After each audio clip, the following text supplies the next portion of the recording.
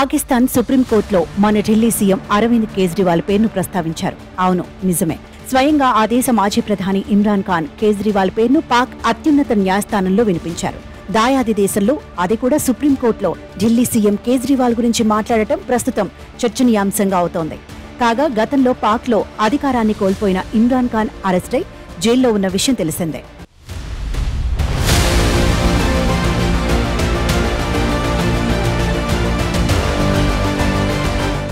National accountability ordinance లో సవరణలకు సంబంధించిన కేసుపై పాకిస్తాన్ సుప్రీంకోర్టులో విచారణ జరిగింది. అక్కడి చీఫ్ జస్టిస్ ఖాజీ ఫయీజ్ ఇసా నేతృత్వంలోని 5 సభ్యుల ధర్మాసనం ఈ కేసును విచారించింది.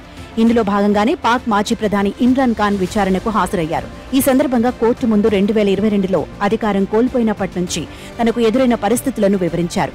తనని ఎన్నో ఇబ్బందులు పెట్టారని వాపోయారు.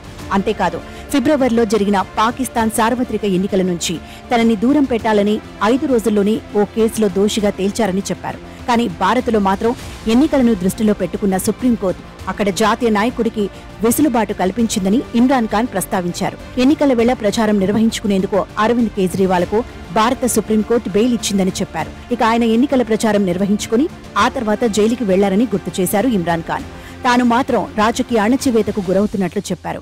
జైల్లో తనని మార్షల్ లా కింద హింసిస్తున్నారని పాక్ సుప్రీంకోర్టు ముందు ఇమ్రాన్ ఖాన్ చెప్పారు. ఢిల్లీ లిక్కర్ స్కామ్లో భాగంగా మనీ లాండరింగ్ కేసులో ఢిల్లీ సీఎం అరవింద్ కేజ్రీవాల్ ను ఈడీ అరెస్ట్ చేసింది. ఈ క్రమంలోనే లోక్సభ ఎన్నికలు రావడంతో సుప్రీంకోర్టు ఆయనకు మధ్యంతర బెయిల్ ఇచ్చింది. ప్రచారం నిర్వహించుకున్న తర్వాత తిరిగి ఆయన జూన్ 2న మళ్లీ తీహార్ జైలుకి వెళ్లిపోయారు.